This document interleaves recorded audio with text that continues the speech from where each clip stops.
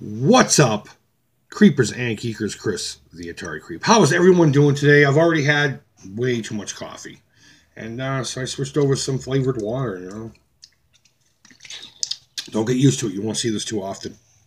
How's everyone doing today? Hope your holiday season's kicked off with a bang, and everyone's enjoying themselves with all their festivities and whatever you do to celebrate this wacky time of the year. One of the things I love about this hobby, and I've said it countless times, is just the wacky stuff you find out there when seeking out retro games, hardwares, and software, and all this stuff.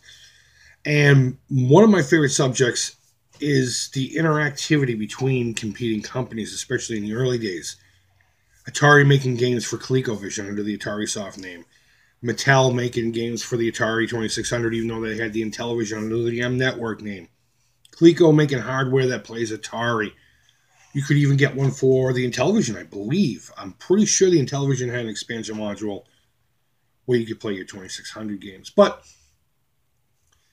that all said, and again, I've said it countless times, it just makes it more fun, aside from just saying, okay, I want a Nintendo and a bunch of games for it. And if that's your deal, that's cool too. But I personally like the wacky history of all of this stuff. Now, today's subject is exactly that. I was on Instagram the other day. Excuse me, my ear is itching. What does that mean? What is, if your ears, I know if your nose is itching, whatever. Palm's itching, you're going to get some money.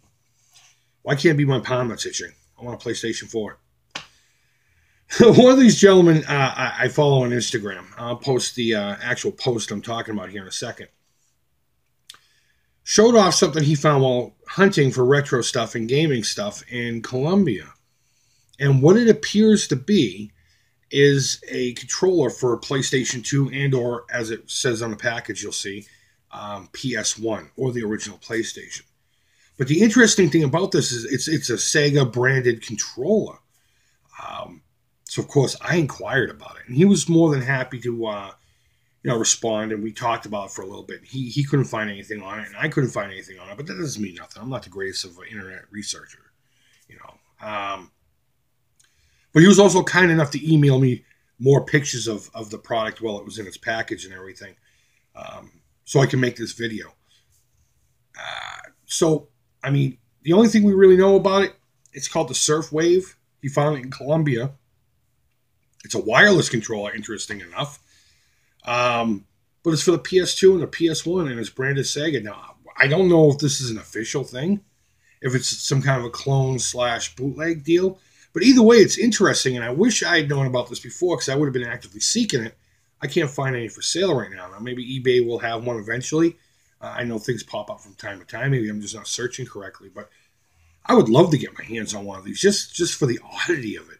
And hopefully you've seen it. I'm just posting pictures up left and right of it, everything that he sent me. But what an interesting piece of gaming hardware. Just history of it. Again, whether it's official or not, who knows? I know I don't know. And if you know, I want you to let me know down in the comments. And if you have an extra one and you want to donate it to my, whatever you want to call this, I would really appreciate that. Hell, I'll throw you a few bucks as long as it doesn't cost my firstborn to get it shipped to me here in the States. So, I don't know. But that's all I really want to say. A very interesting piece of gaming history was found by a gentleman I follow on Instagram. Now, he does have a YouTube channel. The YouTube channel is called Sal the Retro Hunter. And he has a really great series called Retro Finds Worldwide. So, self-explanatory. He goes across the world and he's trying to find retro stuff. So, I'll leave a link to his channel down below. Go ahead and check him out. Really good guy. Rewind this, look at the Instagram post, and just type in whatever his name is. Follow him on Instagram. A lot of really cool stuff he posts. But this one really really caught my eye, and it really just blew my mind. Sega branded PlayStation controller. How cool is that? So, guys, again, I hope your holiday season's going well. Thank you so much, as always, for watching. Leave feedback, thumbs up, thumbs down. All feedback to the Creep is positive. And until next time, take care.